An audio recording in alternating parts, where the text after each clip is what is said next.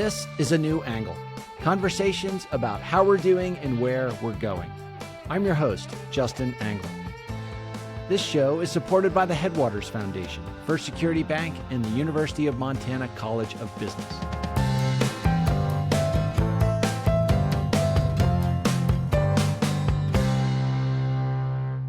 Hey folks, welcome back, and thanks for tuning in.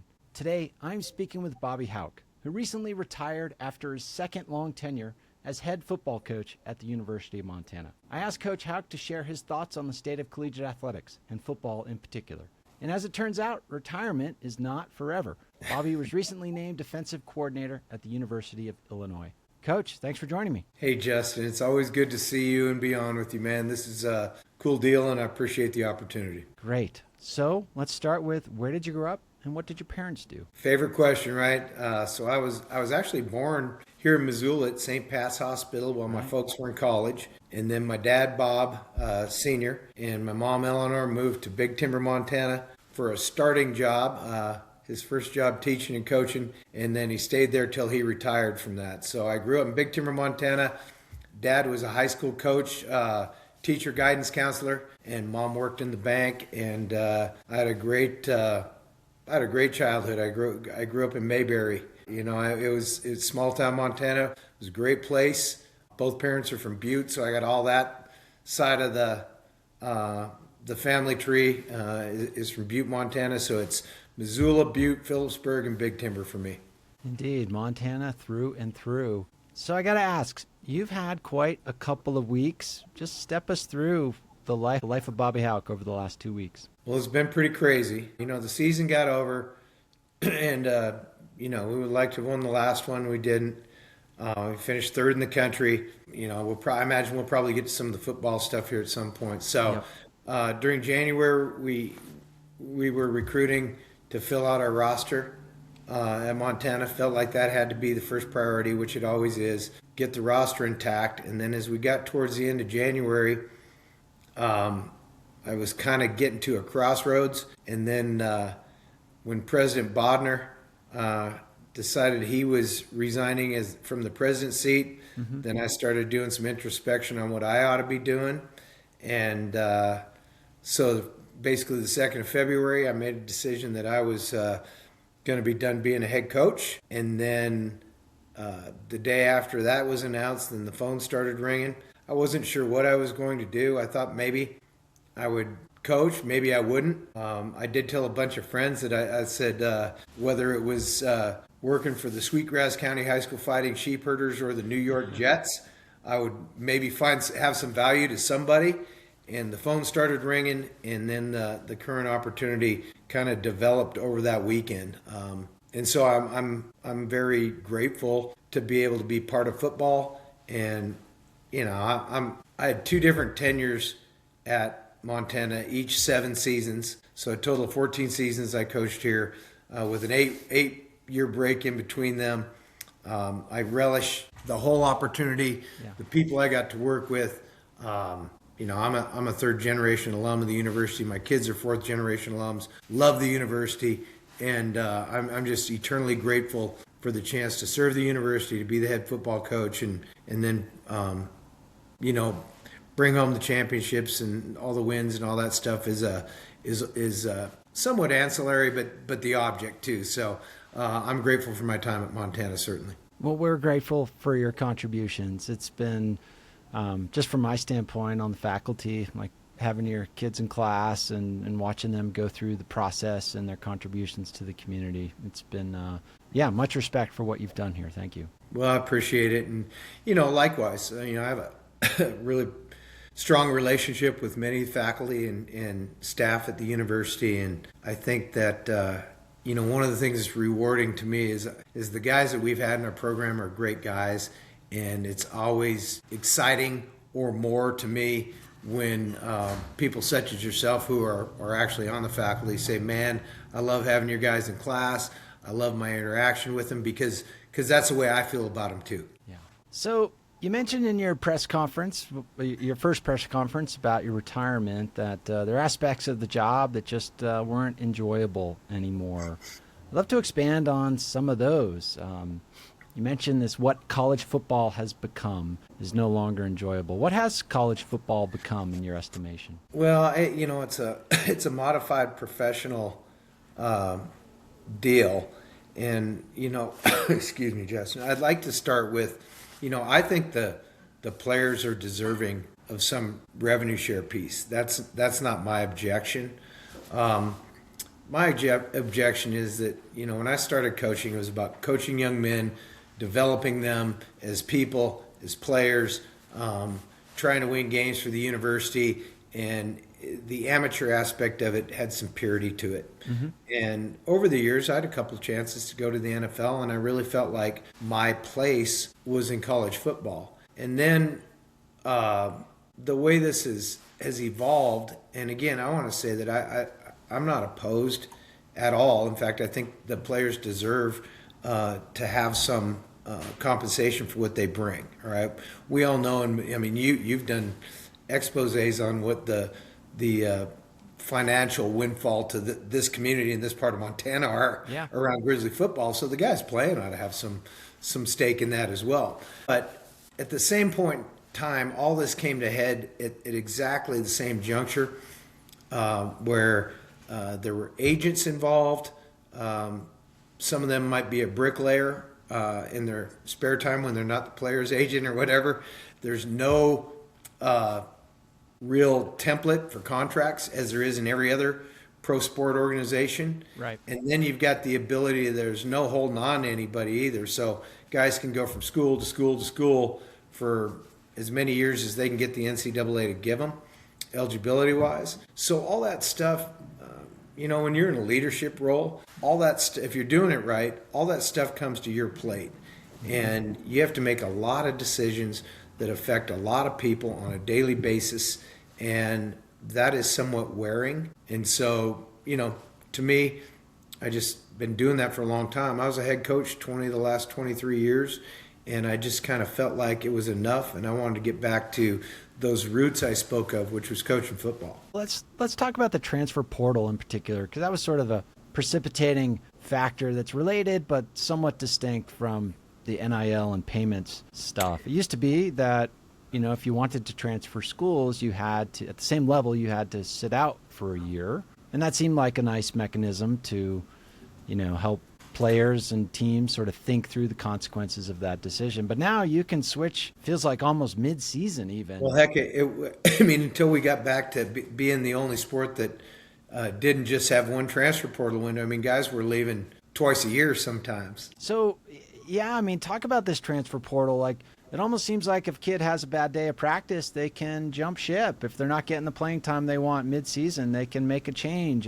And the incentives to make a change are there too, which we will talk about. But talk about the nature of the transfer portal and that how that's just changed the equation for coaches. Well, it has. There's no there's no sticking to things or anything like that. The issue being that all this came to a point at the exact same time.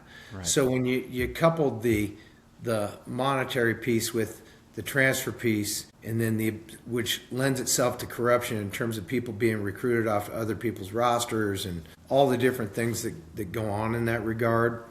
It used to be you had to sit a year. It used to be that you had 4 years eligibility. And then if you go way back, then they added a potential for a fifth year where you could redshirt, and then that became how much you could play and still be a redshirt. Who knows where that's going? I mean, there's a lot of people talk, but I hear coaches and fans alike talk about, well, this used to be probably smart the way it was set up, that you could leave your institution, but there was a price tag to it, and then. The counter argument to that was, when a coach would bring that up, well, you can leave, and there's buyouts and all kinds of different things. So there is either a time or a financial constraint, or there was, on those things, and now that's gone, and it lends itself to all those different things that you just mentioned. The one thing about that is there will be no going back to that. I hear both fans and coaches alike say, well, can't we go back to that? But the problem is now for the NCAA, there's a little bit of toothpaste out of the tube on everything that happens. And so It's lawsuit after lawsuit after lawsuit, injunction after injunction after court injunction against them. So it's really hard to put for them, barring like legislation. It's really difficult for them to put any type of brakes on any of this. I mean, that does seem like part of the problem. You mentioned a few moments ago, there's just not a lot of infrastructure to build out new systems to accommodate these changes that have largely come down through court decisions. The court says you can't do that, or you must, or you can pay players, or whatever it is, and then the systems as they are not ready for that. They react. I don't know if they're reacting as best they can, but they're reacting. But it does seem like anything short of a legislated system imposed upon football in particular is the way forward. Well, there's very few. There's a lot of hyperbole around what should happen, Sure. And there's very little substance of anything concrete happening without that. And it is a litigious process that has gotten us to this point, and it's really difficult to go back from that without a governance structure. As it applies to college football, there has to be some governance organization or structure. What that is or who that is, I don't have the answer to that. But you can't have, it'd be like a society without laws.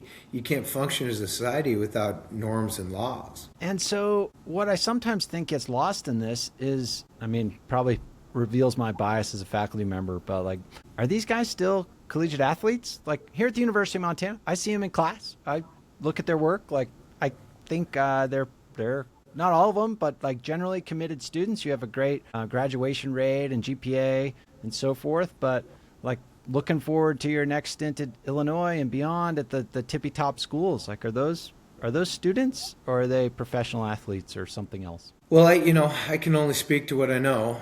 I do know at Montana that we're 7.5 years straight of 3-point plus team GPA, which is remarkable. The guys have done a good job. They're getting degrees. I think they understand that football is going to end for all of them at some point, and that degree and their next career after football is valuable. And it doesn't mean that they can't do whatever they want or need to do as college football players, but they're going to be done, and they're going to need careers after. And I would say that at the University of Illinois, the football program, I found this out last week, they are 6 semesters straight of the team GPA being over 3.0. So at the University of Illinois, they are taking care of business in the classroom.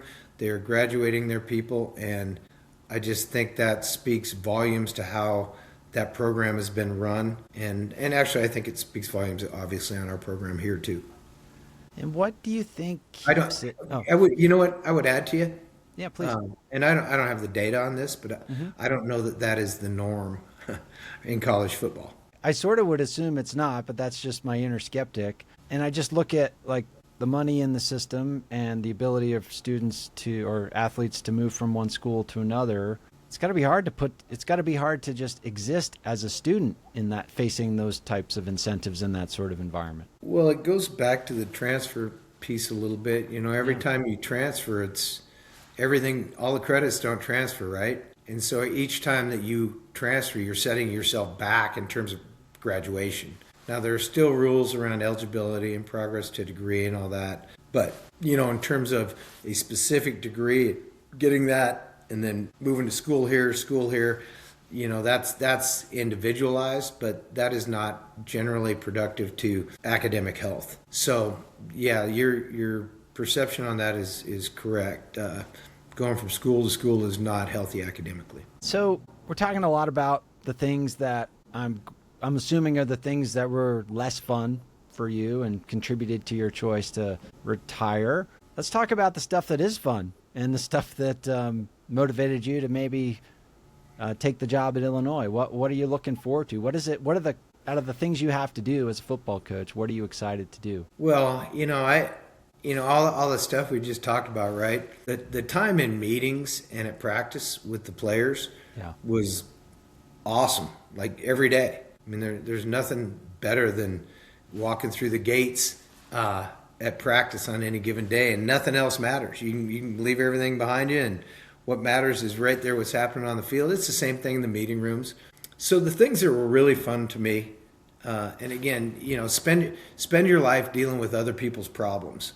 Those are not great days. Well, there's a piece of the head coach's day that is dealing with other people's problems, right? It's just whoever it might be, right? I mean, everybody from the president to our student equipment managers.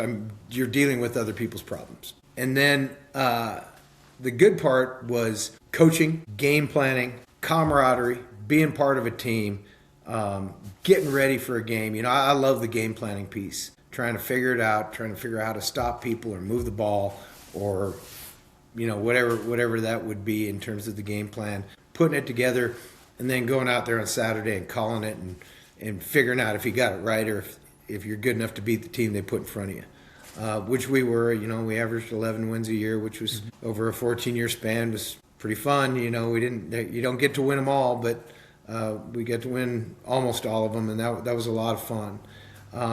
So I enjoyed the preparation for the games. I enjoyed the training and development of the players, and I enjoyed game day, specifically the competition of it. And so why Illinois? Why was that a call you answered, and why was it an opportunity that would make you unretire? What's exciting about that spot in particular? Well, as I mentioned, I figured I'd do something. I'm not a great sit-around guy. I didn't think that my golf and fishing career full-time was ready.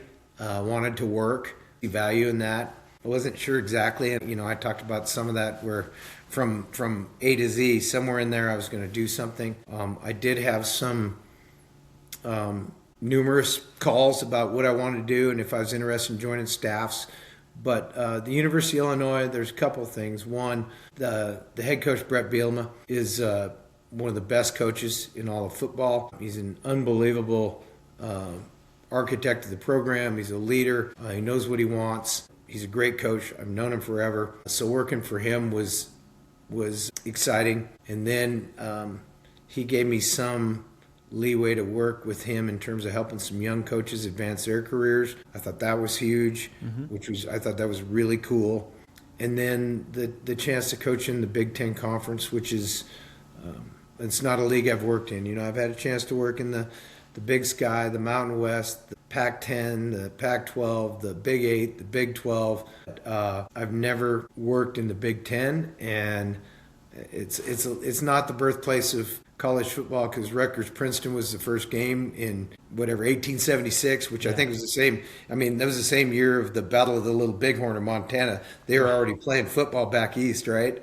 But the history in the Big Ten and the tradition there, I'm excited about all of those things. So, opportunity and sometimes availability and opportunity have to meet.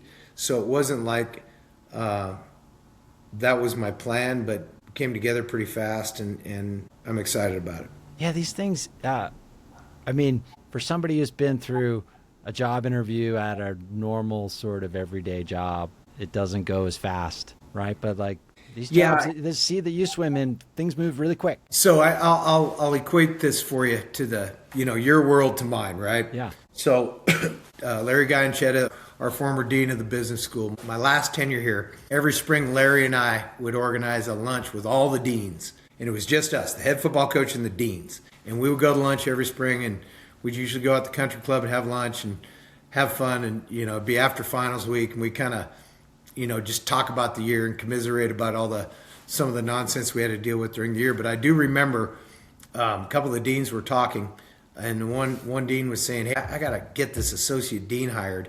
And I said, "Well, if you don't mind me asking, how long have you been working on that?" And he said, "Oh, about a year." Oh, gosh. And I said, "Really?" I said, "Well, if I have to hire an assistant coach, I have 10 days." And they're blew them away, right? But that's what it is. In this deal, it's rapid fire. There's no good juncture to take a pause. And so this came about pretty rapid fire. Yeah, and some of it speaks to the structural issues we talked about earlier in the conversation. a school with a 100%. vacancy, like that's a big problem. Recruits will flee, players will transfer. Like you got to hold on to what you have and keep continuity as best as possible. Yeah, that's certainly true. And as usual, your observations are pretty good, buddy. So, and this new job as defensive coordinator, are you now able to focus on the joyful parts of the job primarily and maybe leave some of the less fun elements we were talking about to other people to worry about? Yeah, I think that, probably going from 20% of the stuff I said, you asked me the question about what I enjoy. Yeah. Going from 20% of the things I really enjoyed to 90% of the time spent on that stuff and less on the other. So it's good. And I wasn't going to be out there and dropping dead on the practice field, as I said once. I was going to end here at some point for me, and I think this juncture is a good time. The program's in great shape. We had people think we might have been preseason number one going into the season next year, so I think the program's in good shape, and I'm now the biggest fan rather than the head coach. Right. It seems like you're leaving the cupboard in quite good order, but also arriving at a program that appears to be on the rise as well, both the conference and the program itself. Yeah, and it's an interesting time, just because it's hard to know year in, year out what's going on in any program in the country, right? So, I was laughing at our league meetings last year. They're asking everybody what they think of who's going to finish the top of the conference and who's going to be good. And I'm like, heck, we as coaches, we don't even hardly know our own team, let alone anybody else's team in the conference, because there's so, we've talked for quite a bit today about all the turnover and turmoil, and it's different. You're starting in January, putting a team together for August, and Illinois is on the rise. They've won a lot of games the last few years, and I spoke to what a great job I think Coach B does. And so, how do you, as a newcomer into a program, but you're building out the defensive identity of the team, given all the dynamics and fluidity that we've talked about, how do you approach building culture in this day and age? Well, that program has a good culture. We talked about the academic piece to it, but culture's cultivated and developed every day. And then on the offense or defense or special teams segment of the football, you've got an identity there, but that's pretty much evolving in any given year. Nothing stays the same in college football. So you're about doing that every year at this point in time. So you develop it through the winter training and meetings, and then you continue to develop it in spring ball and then through the summer, and then hopefully by the time you get about halfway through training camp in the fall, you've got your identity, and then you play the season out, and things change during the season too. So it's Sure. ever changing. Yeah, I suppose one play could establish an identity for better and worse. Yeah, truly. I mean, I think in our final conference game and the rivalry game, there's two plays in that game that, the ball tipped out of our receivers' hands and they ran it in and got a touchdown called back. If it's not for those two plays, who knows? We might have got out to 12-0, and then who knows what happens. Yeah, it is amazing to think about with sport and with history, just how much narrative, storytelling, sense-making just kind of comes down to these random measures of inches, really. Yeah, and that's the thing in football is, both sides are trying. Yeah. There's some misnomer about, this team's always going to win, this team's not. They're both working at it through the calendar year, and then when you kick it off, the scoreboard turns on, and it's the exciting thing about it. People like to say, I knew we were going to win. Nobody knows until that thing's over with. Like I always say, Justin, there's never an easy win until it's in the rearview mirror, and then, that was pretty easy. Oh my gosh. And I do think, you look at just the world that we live in right now, and particularly in terms of, sport is entertainment for most people. Most people are not participating in it. But as entertainment goes, it is like the last thing that has any degree of uncertainty in it. Yeah, that's very true. I mean, there's the scoreboard piece is what makes it exciting. It's not scripted. We try to script it as close as we can. Absolutely. But it doesn't go that way, and about the second play that the script is out the window and you're reacting. But yeah, that's true. And I think that's why Americans in general love sport, and in particular love football, both the NFL and college football, because it's exciting. So here in Montana, I mean, you have a pretty high public profile. We don't have any professional teams, or our cities are relatively small. As the head football coach of the Grizz, you're a very public-facing individual. Dealing with the media, I don't know how that ranks in the terms of things about your job that you like to do. But at Illinois, I would assume it's going to be a different existence. Maybe not, even though it's a bigger media market, maybe not quite so public just by virtue of the nature of the media economy there. Well, there's a lot of national scrutiny on every Big True. Ten school, so that's part of the deal. I mean, everything is scrutinized, but being at Montana is probably more like being at a school like that than it is like being at one of the other schools in our league. And so, not to name any schools in our league but as you mentioned, there's a lot of scrutiny here. But the media part to me is always pretty structured. You're gonna say what you think. You're not going to coach or criticize your players or your assistant coaches publicly. If you want to criticize them, you do it one-on-one behind closed doors. And so, to me, in dealing in that area, and it always was here at Montana, I wasn't really worried about what the people in the media thought of me, because it was more about protecting the players and coaches, and that's kind of being in a leadership role. You stand out front, and if they want to pepper you with things, then that's great. Go ahead, but I'm not going to criticize those that work for me. I'm curious about the recruiting piece here at a school like Montana. A kid comes to Montana and has a breakout experience. I mean, they all of a sudden become recruited upstream to a higher profile school. Has there been, it almost feels like FCS schools are kind of like, I don't want to call it the junior college equivalent, Well, you can. but somewhat of a feeder or a minor league to the power conferences. And that's got to be really challenging for how you run a program. Well, I don't know when this was, man, maybe 4 years ago. And I think you and I had a chance to speak afterwards, but when all these things we talked about coming to head, open transfer with no restriction, the name, image, likeness, payment, all that stuff. And I was at a press conference, and they asked me about it, and I said, well, welcome to the Farm League, to which there was a lot of mocking from those that were reporting that statement. But it was exactly correct. And I think you and I had a chance to talk about that. And, there's at our place, there was always a strong loyalty to the program. The team was important, and all those, and that was the culture of the place, right? And the guys, they played for each other. They played for Montana. The coaches were part of that culture. And so, we were able to hang on to some guys. But it's still, you asked about the recruiting just a second ago as I started down this path. Eventually it becomes about the money. And for each individual, it's different. But when is the money too different? A little bit, they're staying. The money becomes so much.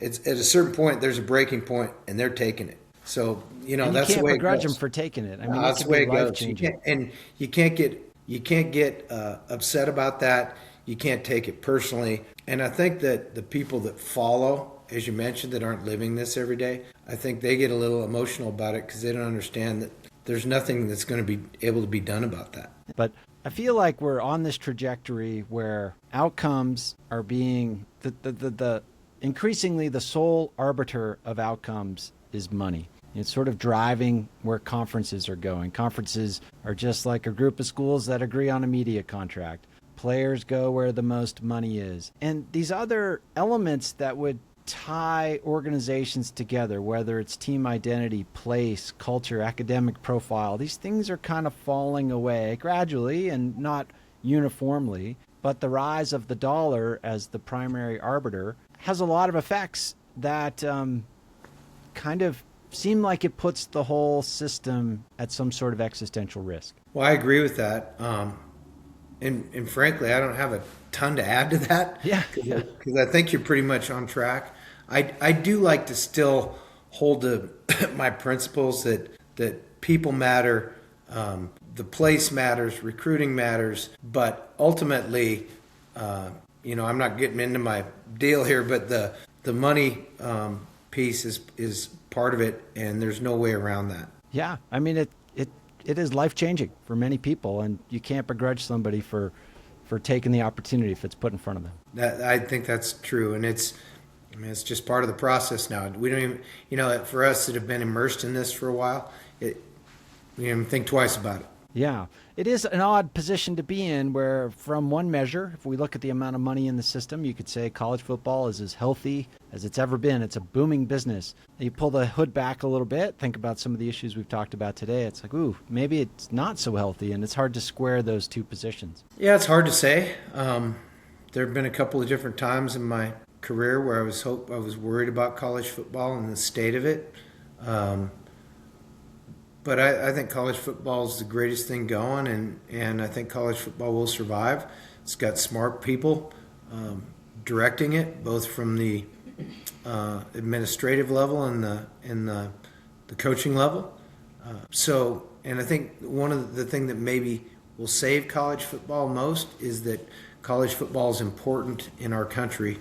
I think you have captains of industry descripting why college football is important, and it was important to them in some form or fashion, and in their employees and everything else, all the way down to guys that complete a degree and say this has changed my life and this was my opportunity, and not just the academic piece but what they learned from the football piece. So college football will survive and thrive, but it's never it's the old duck on the surface of the lake, right? Everything looks serene and smooth, but under the water, everything's going crazy. So There's always going to be a little of that. So as we close here, Coach, looking back on your time on Montana, what are you most proud of during your 2 tenures here? There's several things. One is the relationships built, both with the coaches and players, and then with the support base and our people. I mean, if you look at some of the biggest donors to this university and certainly into athletics, a lot of those people are my closest and dearest friends. Mm-hmm. So if you couple that with the players, the lasting legacy of those relationships and the bond of the university and how Grizzly football has been the flagship of this place, and we're proud of it. That's something I'm very proud of. I think that took some cultivating to make sure that was defended and enhanced. And then I'm proud of the wins and the championships and all that stuff. That took a lot of hard work by a lot of folks, and I was it was a pleasure and an honor to be the head coach here. Yeah. Any regrets during this time? Not really. I'm not a big regrets guy, man. Yeah. It's like anything else. It's a Harry Truman or Dwight Eisenhower. One of those two said, you make decisions and then you go forth. And if you made the wrong decision, then you fix it and make another one. But you can't be sitting there worried about not being right all the time. And we were right the vast, vast, vast majority of the time. And no, I don't have a bunch of regrets in my life. I was able to make this family friendly for players and coaches. I think everybody that worked for me here had a great environment to work in, whether it was a player or coach. And so, I regret not winning that last game. But sometimes that's not the way it goes. But I'm not a big regrets guy, Justin. Well, that's probably what makes you a great coach. And, making decisions, you've made a couple big ones in the last couple weeks. And I'm grateful. Not only for your contributions here at the University of Montana, but also during this busy time, you would tell us some of the inside story. Bobby, it's been great to be a colleague, to work with some of your players and coaches, and all the best at Illinois, and don't be a stranger around here. I will not, Justin. Thanks. As always, I appreciate your friendship. Likewise.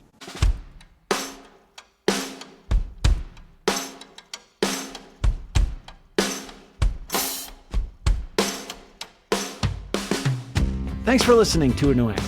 If you like what we do and want to support us directly, please consider a subscription at anewanglepodcast.com. A New Angle is recorded at Studio 49, a generous gift from UM alums Michelle and Lauren Hansen. Our presenting sponsor is the Headwaters Foundation, working side by side with Western Montanans to improve the health of our communities. We are also supported by First Security Bank and the University of Montana College of Business, with additional help from CED, Drum Coffee, and Montana Public Radio. Keely Larson is our producer. Libby Riddle is our production assistant. And finally, John Brownell, Jeff Ament, and John Wicks made our music. Thanks a lot, and we'll see you next time.